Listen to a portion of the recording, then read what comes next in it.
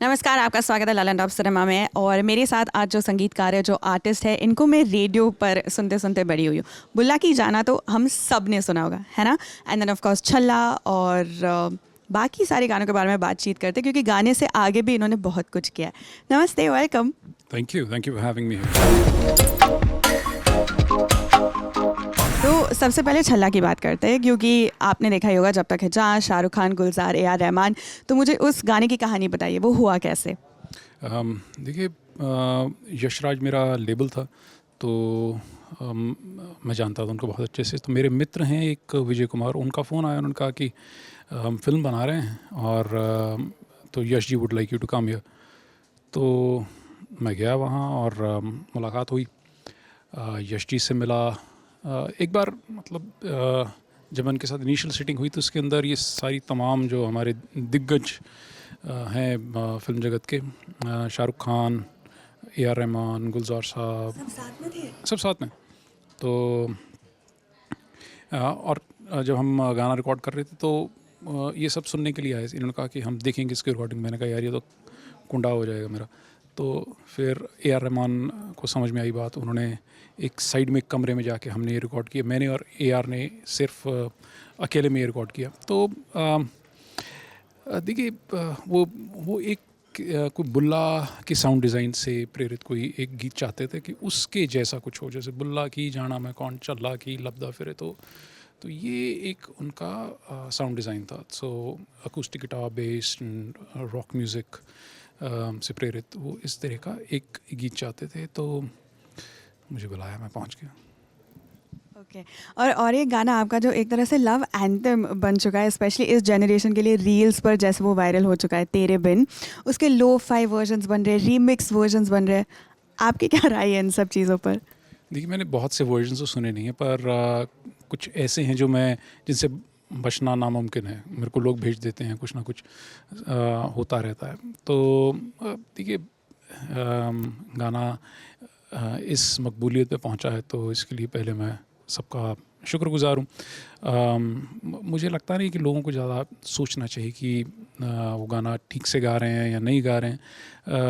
गाना सबसे ज़रूरी है। आप जब हम गाते हैं तब हम एक तो खुद किसी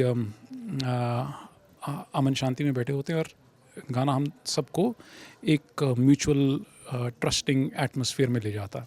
सो sing more, I don't have any objection, please go on. That's so sweet.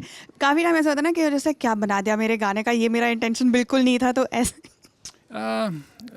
Not really. देखिए, गाना जब एक लेवल तक एक लेवल ऑफ पॉपुलैरिटी क्रॉस कर जाता है तो वो फिर सबका गाना बन जाता है। जैसे आप 50-60s के गाने देखेंगे, so they are everybody song. So I am very happy that a song of mine which I had the privilege of creating, वो इस वक्त लोगों का गाना बन चुका है। So I am happy, I am just go on. और भी गाने हैं जो लोगों के गाने हैं, शायद वो जो नहीं कह सकते थे, आपने अपने गाने में लिख दिया। जैसे आपने जुगनी बनाई थी, जो कश्मीरी वायलेंस और पंजाब में जो अनएम्प्लॉयमेंट है उसके बारे में है, और जो बिल्किस आपने लिखा है। तो मुझे बताइए कैसे, how does artist and activism overlap? I have no idea. This is what I do. This is what sometimes comes naturally to me. I feel I shouldn't just be singing about empty stuff. It's not even. I feel I should. See, a song is a bit like a sparrow on your windowsill. It just comes and sits there, so you cannot really ignore it. It just comes there. So you indulge it a little bit, and hopefully, what comes out of it, somebody else likes it. So. I have no idea why I do the stuff I do. I just know. I mean, one shouldn't really, creativity or the process of creativity requires that you do not really try to understand the process a little too much. आ रहा है जो आ रहा है, don't fix if it's not broken. So I let it go. But ये सबको नहीं आता ना। जैसे आपने कहा कि चिड़िया है जो जैसे आपके विंडो सिल पर आ जाती है, बट जैसे कि आपने कहा हमारे सारे जो गाने होते हैं, majority it's all about love, या एक लड़का एक लड़की को पटा रहा है, या ज़्यादातर वही होता है। आपको क्यों लगता है ये ज़्यादा क्यों नहीं हो रहा? ये बहुत एक गंभीर सवाल है, इसके ऊपर मेरे ख्याल से एक सेमिनार होना चाहिए. I don't think I can answer, but I feel हमारी आर्ट जो है वो हमारे समाज का आईना है, और जैसा हमारा समाज होगा वैसा हमारे समाज में ये सवाल ये पूछना चाहिए कि क्या हमारी जो एजुकेशनल सिस्टम है, जो हमारा शिक्षा प्रणाली है, क्या इसके अंदर हमें truly individualistic arts and crafts की तरफ हमें बढ़ाया जाता है, क्या हमें क्रिटिकल थिंकिंग करनी सिखाई जाती है. सो क्रिटिकल थिंकिंग आएगी फ्री आर्ट्स से, क्रिटिकल थिंकिंग आएगी आपको फ़िलासफ़ी पढ़ाने से, आपको all the stuff that makes you an individual. So और हमारी जो पढ़ाई है उसके अंदर आपकी स्ट्रीम्स अलग हो जाती हैं, आर्ट्स अलग हो जाती है, कॉमर्स अलग हो जाती है. सो मेरे ख्याल से वो काफ़ी एक डब्बाबंद किस्म के बंदे बनाती है. तो जो कॉमर्स की स्ट्रीम वाले हैं कि क्या उनको साइंस की ज़रूरत नहीं है, क्या उनको आर्ट्स की ज़रूरत नहीं है, क्या साइंस वालों को आर्ट्स की ज़रूरत नहीं है, और आर्ट्स वालों को नालायक माना जाता है. सो देखिए हर चीज़ की जिस हकीकत में हम बैठे हैं, ये हकीकत के पीछे एक सियासत है, सियासत के पीछे एक फ़लसफ़ा है, फ़लसफ़े के पीछे कविता है. तो कविता जो है वो एक हमारा जिस हकीकत में हम रह रहे हैं उसका एक नींव पत्थर है. तो अगर कविता नहीं है तो वो हकीकत जैसी होगी, जैसी नीरस या अजीबोगरीब होगी, वो आपके सामने ज़ाहिर हो जाएगी, और मेरे ख्याल से उसी के नतीजे हम देख रहे हैं. और आपको क्या लगता है कि आर्टिस्ट को वोकल होना चाहिए? जैसे हम कितनी बार हमारे फिल्म स्टार्स से एक्सपेक्ट करते हैं, बट वो चुप रहते हैं बहुत सारे इन मसलों पर. तो आपको लगता है कि artist should take a stand, be vocal? देखिए आर्ट जो स्टैंड ले रहा है वही आर्टिस्ट है. देखिए एंटरटेनर्स और आर्टिस्ट के अंदर फ़र्क होता है.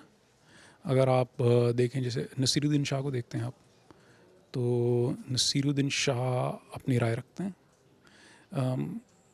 आप इस तरह के आई थिंक आर्ट और क्राफ्ट में फ़र्क होता है. सो क्राफ्ट वाला भी कभी कभी आर्ट बना सकता है, पर आप इसको कोई क्राफ्ट्समैन की कोई रिक्वायरमेंट नहीं मान सकते हैं कोई.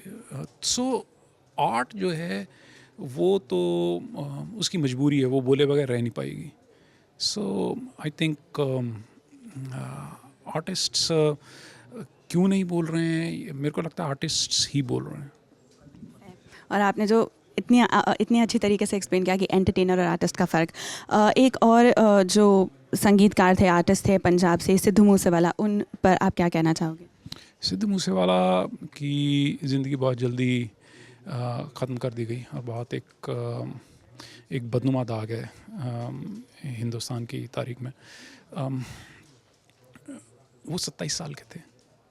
उनका अपनी आर्ट को लेकर एक अभी नज़रिया बन रहा था, और उसके अंदर बहुत से एक खुशगवार उसके हमें निशानियां मिलनी शुरू हो गई थी कि वो अब जो काम करने वाले हैं उसके अंदर बहुत सी ऐसी चीज़ें थी जिनसे मेरे ख्याल से हमारे पूरे समाज को फ़ायदा मिलता. सो एक बहुत ही एक नागवार घटना है.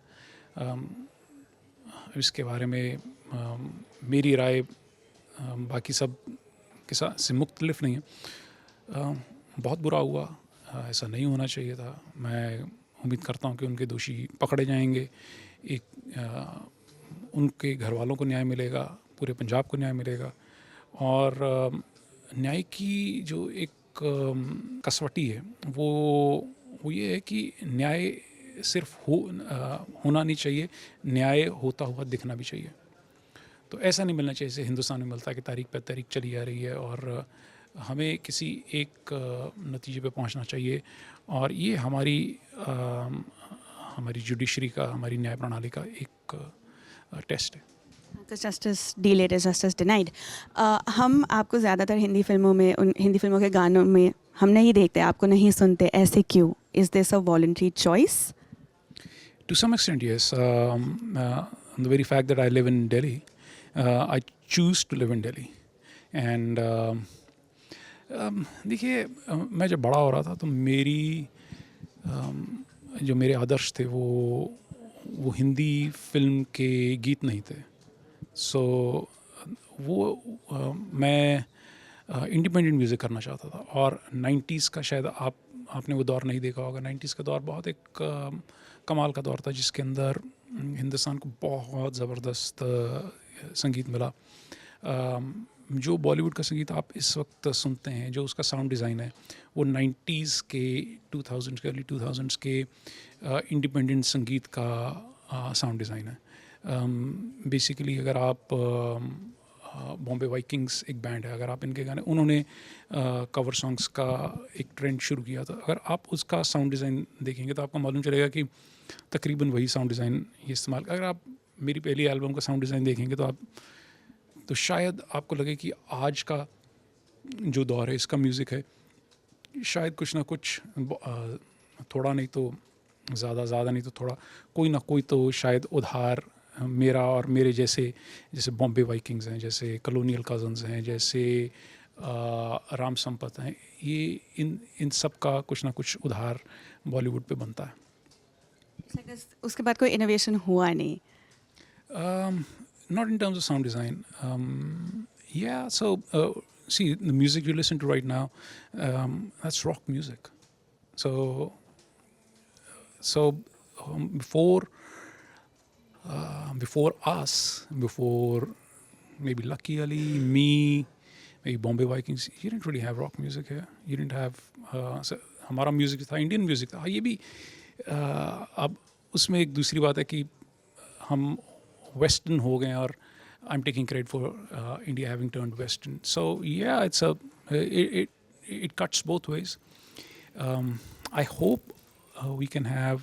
देखिए, जो हिंदुस्तानी म्यूज़िक का आखिरी हीरा था, वो जो फिल्म म्यूज़िक में हम देखते हैं, मुझे लगता है वो इस्माइल दरबार हैं. उनके बाद हिंदुस्तानी संगीत आपको हिंदुस्तानी फिल्मों में नहीं मिलता है देखने को. सो उसके बाद आपको ये मेरे जैसे जो कोकोनट्स हैं, इनका म्यूज़िक देखने को मिलता है, ना, brown on the outside and white on the inside. हम और सारा म्यूज़िक जो बॉलीवुड का वो यही है इस वक्त. It comes from people like me who've come from big towns and who idolized musicians and whose creative heroes weren't Indians, you know. So that is the music we're listening to. That's what India is consuming right now, for good or bad, and that's pretty much, I think, commentary on what India is right now. आपने independent music की बात की, तो as a musician फ़ायदेमंद सबसे क्या होता है कि आप फिल्मी गाने गाए या इंडिपेंडेंट हो या किसी लेबल के साथ साइन हो?